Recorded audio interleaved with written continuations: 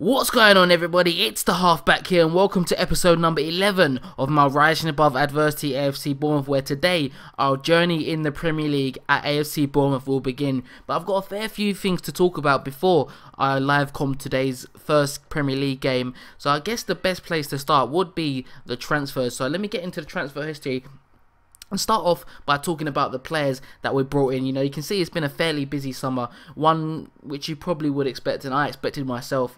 A lot of players coming into the club in order to strengthen for the Premier League and, of course, the Europa League. But first of all, we've got Thomas Callas coming in from Chelsea for 3.2 million. First of all, in the window, I kind of really focused on strengthening the defence.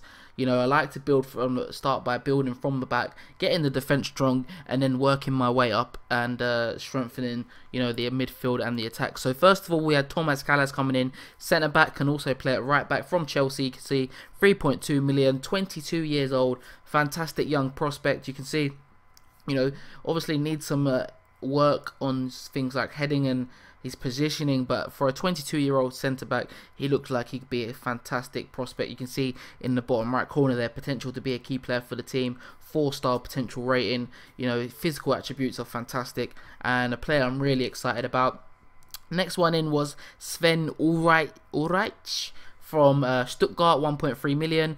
Of course, we needed some new goalkeepers for the Premier League. Ulreich was one of them. You may have noticed another keeper that's coming back to us for this season, but really solid goalkeeper, really cheap as well, for 1.3 million. Probably will be a backup at the moment, but fantastic reflexes, good one-on-ones, just a pretty all-round decent keeper from the Bundesliga, and at that price, it was a good deal in my opinion. Next one up was Sean Kavanagh from Fulham. Left back slash wing back, you could say, 21-year-old Irish international, kind of one who's gonna be more for the future. I mean, he's a decent player now, but I'm hoping that he can develop into a really solid wing back. You can see good technical attributes, mental attributes are also pretty decent.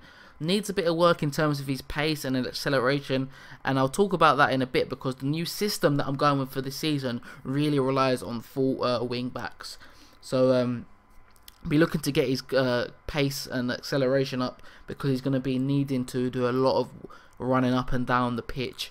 So that's what I'm training him on at the moment, but he looks decent. Again, quite cheap, 2.3 million. Another left back, as well, after Sean Kavanagh that came in, was Brian Oviedo on a loan deal from Everton for the season. He'll probably be the first choice left back or wing back for this season. Obviously not too highly rated by my assistant, but in my opinion, really solid in terms of all round, really technical attributes, mentally and physically, just really solid all round attributes. And I think we've got an agreement for him in terms of a future fee. Yeah, so £625,000 future fee. So if he does well this season, we haven't paid a fee to bring him on loan. So if he does well, we can pay that £625,000 would be really cheap. And if he doesn't work out, we can just let him go. We're not losing too much on this deal. Next one in, another loan deal, Andre Wisdom coming in from Liverpool. Stocked up on centre-backs in the window and defenders in general, because again, I'll talk about that when I come to the system that I'm going to be playing for this season. But Andre Wisdom, 22 years old, on loan from Liverpool this season. Really good young player, technically good, physically a beast, the strength, the pace, the stamina, the jumping, he's a beast of a centre-back, and he should be playing a lot of games for the season. A natural fullback, but in my opinion, he would be much better as a centre back, and that's where I'll be looking to play him this season. Another loan deal to talk about, we've got Emmanuel Riviere on loan from Newcastle. We needed new strikers this season. Of course, Callum Wilson was excellent for us last season, but after Callum Wilson, our strikers were average. Really, Craig Davis, Ranty, we had Jan Kermorgant for half a season. None of them really scored enough goals. So I needed a new striker. Emmanuel Riviere is that new striker on loan for the season. Again, another player we've got a future fee agreed of 1.7 million. So if he does well, We can sign him for a really cheap fee. Fantastic pace. The pace of Callum Wilson and Riviere up front should cause defenders in the Premier League a lot of problems. Also, fantastic strength as well. Physically, just all round is just brilliant. Obviously, not great finishing, composure, but I feel like he's got enough to cause problems in the Premier League. Defenders in the Premier League. Obviously, only scored 1 goal last season for Newcastle, but I'm hopeful he can do better for us. And then, then after that, we got Juraj Kuka from Genoa for 2.1 million. I said in the previous episode, I was looking for a kind of ball-winning midfielder, someone who's really combative in that midfield. Kuka is that man. Sermon is good, but he's not that kind of midfielder. Fantastic tackling. You can see here, strength is excellent. You know, his positioning as well is really good, and bravery, which is obviously very important for this kind of midfielder. 28 years old, signed him really cheap. He should be a good addition to the team. And then Artur Buric returning to the Goal Sands. I said in the last episode that I wanted to bring him back on a free transfer if, you know, his wage demands were reasonable. They were. You can see we only got paying £15,000 for him on wages. Excellent goalkeeper, was brilliant for us last season in the Championship, and no doubt he'll be able to be excellent for us in the Premier League as well. Free transfer. Another free transfer as well, Luis Jimenez, the 31-year-old Chilean attacking midfielder. Kind of an unexpected deal. I wasn't looking for... Well, I was looking for an attacking midfielder, but he wasn't someone I was initially looking at. There was a couple of players I wanted to bring in. He wasn't one of them, but he was brought to my attention by his agent that he was on a free transfer. You know, paying him £70,000 a week. But I've got an option. I've only signed him on a 1-year deal, but I can extend that. You know, I've got the optional 1-year deal, 1 year on him. So if I want to extend his deal, so in my opinion, if it doesn't work out, he can go at the end of the season. If it does work out, he can stay. Of course, he's 31 years old now. You know, getting on a little bit, but still pretty good for the Premier League. I mean, his passing technique, dribbling, finishing is all good. His technical attributes, really, you know, mentally is very good as well. Obviously, physically not great, but it's not terrible. I mean, good pace, good acceleration, 15 agility. So, you know, that's a good addition to the team. We'll rotate with Matt Ritchie in the attacking midfield spot. Last two to talk about, we've got Will Keane from Manchester United for £475,000. Not one who's going to play a lot of games this season, I don't feel. But potentially could be a decent striker. You see he's got a 3.5 star potential ability. And for that kind of fee, you know, it was kind of a punt really. I felt like it wasn't too much of a risk involved in the deal. He's not on massive wages, and he could potentially become a really good striker for us. You know, already his finishing is good, first touch, off the ball is decent. Obviously needs some other work in terms of his composure. His physical attributes are not brilliant. But yeah, as I said, it was kind of a punt on Will Keane there. And then the final deal, which is one that's happened kind of recently, is the one of Mauricio Isla on loan from Juventus. And I've been looking for a right wing back all summer, really. You know, I'll talk about it again. I keep saying the new system that I'm going to be playing with this season, it has wing backs in it. Couldn't really find anyone that was in our price range. I looked at the likes of Kieran Trippier. Sam Byram is someone I wanted to bring in from Leeds, but because of Leeds getting relegated to League One, I thought that might have been a deal we could have done, but Leeds were just being so unreasonable. So, you know, coming towards the first game of the season, I didn't think we'd be able to bring in someone in that position, but Mauricio Isla was put on the transfer list. Of course, played for QPR last season, done pretty well there in the game, and we've got a future fee of 2.6 million agreed for him. Some of these players, you know, I feel like we wouldn't have been able to get if we weren't in Europe this season. Of course, the Europa League, you know, maybe someone like Isla wouldn't have been someone who would have come to us if we weren't in Europe this season. So I'm delighted we've been able to get him. Simon Francis is still a good fullback, but Isla, you know, he can play in a variety of different positions. Just more, you know, someone who's also 3 years younger than Francis. So really excited about bringing Isla in. Didn't have to pay any fee on the loan deals, so that was a good deal signing. Overall, I think we've strengthened really well during the summer. in order to get a squad that's going to be able to compete in the Premier League. If I just show you some of the outs, not really too much to talk about. Load of players leaving on free transfers. The most notable ones really, Miles Addison maybe, Ian Hart left us, but apart from that, no one who featured at all last season for us. But a few players that left for money. Ryan Fraser. Now I did talk about him in the last episode about him possibly playing a really big part in the future of Bournemouth. But again, I'm going to say it, the new system we're playing with is just not going to be something that he can fit into.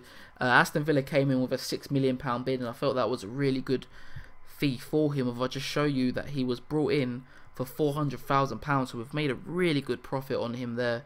Obviously done well for us last season, but I was kind of happy to let him go for that amount of money. And Adam Smith went to Peterborough for £400,000. Didn't play a lot for us last season. Definitely not going to play a lot for us in the Premier League. So I was kind of happy to let him go. Made a small profit on him as well. So that's the transfer dealings kind of out of the way. That's what we've done this season. As I said, I think we've done really well in terms of being able to kind of build a good squad that can compete in the Premier League and Europe. In terms of the squad depth, you know, I've really brought in a lot of new players that can, you know, give us good squad depth, which is going to be very important for us this season. But if I just show you, I've actually played some competitive games already this season. If I quickly run through them, I didn't live com them, sorry there, but we've played in the Europa League third qualifying round, first leg. You can see against Ferran Josh. So I'm not even I'm just not. So we played in the first round of the Europa League qualifier, won 5-0 in the first leg. Simon Francis, a hat-trick from Riviera on his competitive debut, and the Chilean Luis Jimenez scoring in a 5-0 win in a fantastic first leg. And then we won 2-0 in the second leg, Matt Ritchie and Harry Arter. So a 7-0 aggregate win. And you can see we play team from Finland, HJK, in the playoff round leg, the first leg. That's to get into the group stages, so I'm quite confident that we're going to be in the group stages of the Europa League. There was a lot tougher teams that we could have drawn, so I'm happy about that draw, and looking forward to those games in the Europa League. And then last thing, I want to touch on before I do get into the game against QPR today. Of course, I know I'm talking a lot before this match, but you know, I kind of need to get you guys up to scratch. A lot has happened over the summer. And another thing that I need to talk about is just over here. If you look at the Border Crest, we had our stadium expanded over the summer. You know, we were in the Gold Stand Stadium now. Sorry, it only held 12,000 and I can't remember the exact amount, but 12,000 and something. That wasn't enough for Premier League regulation, so we've had to expand the stadium by 1,000 or so seats. So the Gold Stand's up to around 13,000 seats now. Training facilities and youth facilities are being upgraded as we speak. And an exciting piece of news that I've got for you guys is that we're going to be building a new stadium. I mean, it was only a few days ago in the game that I kind of said to the chairman, kind of as a punt really, I didn't really expect him to agree to it, but I asked to build a new stadium and he agreed. I haven't heard any news about in terms of what the stadium name's gonna be, how many seats it's gonna hold, but we're gonna have a new stadium and it's gonna be completed in 2 years' time. So that's fantastic news for the club. I really feel like we're building, you know, a top team now, and I kind of wasn't anticipating that all this would be happening so quickly. I mean, winning the Capital One Cup, being in the Europe this season, it's all happening so quickly. I'm just starting the second season, but again, the finances, I just wanted to show you quickly. We was in the red going into the end of last season. We're now doing really well in terms of the finances. You know, we're 13 million in the black, projected to have a balance of 37 million at the end of the season. So we're doing really well financially. And we're just, you know, the club is just improving all the time. And as I said, I really feel like we're building a top team here. But let me go to this game against QPR today. Of course, our first game in the Premier League. I should have also shown you that we're expected to finish 18th in the Premier League this season. I was expecting us to maybe be predicted to come a bit lower, because another thing I didn't show you is that we're spending the least amount of money on wages by a fair bit of distance. You know, we're pretty much the smallest club in this division, and But if I just talk you through the team for today's game, we've got Artur Boruc in goal, and again, sorry, this is the new system that I'm going to be going with for this season. We've got the 3-5-2. Well, it's a you could say it's a 3-2-2-1-2 or 3-5-2 to keep it simple. There, it's going into, obviously last season I played with 4-4-2 and 4-2-3-1, but mainly 4-4-2. I think that would have been suicide coming into the Premier League and playing 4-4-2. And I've kind of tried to get the balance between having a really solid defence and being able to pose a big threat going forward. And I feel like this system will allow me to do that. Of course, you can see at the back three we've got Thomas Callas, Steve Cook, Danny Wilson. Really solid back defensive. You know, we've also got Andre Wisdom on the bench and Tommy Elphick. So defensively, I feel like we're really solid. And then at the wing backs, sorry, we've got Simon Francis and Steve Kavanagh. I'm actually going to change that. We're going to play Isla at right wing back, and Brian Oviedo at left wing back. So two excellent. We've got lots of options at wing back as well, which is fantastic for us. If I just seeing what I'm doing here. Simon Francis on the bench, and also Matt Ritchie on the bench. So yeah, this new system also changed up the mentality. I mean, last season I was pretty much stuck on attacking or counter, not counter or control, sorry. Obviously in the Championship we was able to dominate games a lot of the times, you know, play our possession football. In the Premier League, obviously that's going to be a lot more difficult for us. So I've set the mentality to counter, and with the pace that we've got in our attack, I feel like that's a strategy that could work well for us. But moving on in the team, of course, I talked about the three defenders, the wing back, sorry. Then in midfield, we've got Harry Arter still in the team, mainstay. Obviously, fantastic for us last season. The new signing, Juraj Kuka alongside him. Luis Jimenez in a shadow striker role in behind Callum Wilson and Riviere. I'm just going to switch Callum Wilson and Riviere around a little bit. Switch Callum Wilson to a complete forward. Of course, Callum Wilson scoring, I think it was 35 goals last season. Just an incredible season for him. Had a little bit of interest, as I was expecting, from a few Premier League clubs. Swansea came in for him, I think, QPR and West Brom. West Brom actually made a bid for him of around, I think it was around 7 million. I told them I wanted 10, they withdrew the offer. So Callum Wilson's with us. If they had offered 10 million, I might have sold him, I think, because, you know, that's a lot of money for a club like Bournemouth for one player. So we could have strengthened a lot more with that money, and yeah, I probably would have accepted that, but they didn't. And Callum Wilson, I'm delighted he's still here, of course, and hopefully he can prove himself in the Premier League. Of course, scored the winner, not the winner, but scored in the Capital One Cup final against Manchester City last season. So he's proven he can do it against Premier League opposition. But here we go. Our Premier League campaign kicks off with Bournemouth against QPR. I didn't really take a look at QPR's team there, but I believe they've got Troy Deeney up front. They signed him from Watford, but maybe an early chance for ourselves. It's Oviedo. They're really high up the pitch, as you would expect, set into that wing-back role. But I'm hoping for a positive result. Of course, our first game in the Premier League. Want to get off to a good start at home. You know, QPR and our brilliant side. I think, you know, we're more than a match for them. But so far, not too bad. We're doing really well in terms of keeping the possession. You know, we've had more shots than QPR, so we're posing more of a threat. Probably the slightly better of the two sides, but it is fairly even. You can see QPR starting to come into it a bit more. But we're going to get to half time, and it looks like there will not be any goals. Not really too much highlights in that first half as we get there, and it is 0-0. So I'll tell the players that I'm not happy. That seems to work a lot of the time. Or Kuka is a bit demotivated by that. Probably not going to help with that. Oh, it does. It's fired him up. So everyone looks fired up, and hopefully we can start to create a bit more in that second half. No clear-cut chances for either side. You can see Troy Deeney there, Elliot Bennett. I was looking at QPR squad actually. They've got rid of a lot of players, and they've kind of looked to the Championship really to strengthen their team. So I'm not sure how they're going to be doing this season. Of course, a lot of financial problems, meaning that, you know, they've kind of had to look for bargains instead of spending the crazy money that they have been in real life. But in this game again, there's not really a lot happening. I was expecting a little bit more in our first game of the season, but half an hour gone, sorry, in the game, and I'm probably happy that we've been solid defensively. But I'm going to make a few changes to the team, see if we can get a bit more happening going forward. We're going to bring off Luis Jimenez, and we're going to bring on Matt Ritchie, and apart from that, no, I'm just going to leave it as it is, and probably try and let's see if we can go a bit more attacking. I'm going to change the team mentality and see if we can well, no, that's not what I wanted to do.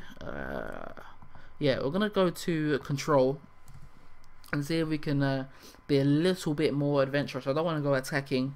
You know, a point on our first Premier League game, sorry, is not the worst result at all, as Callum Wilson picks up a knock. I'm going to bring him off. I don't want him to be risked at all. I'll bring on Will Keane, and I'll set him to a Trequartista.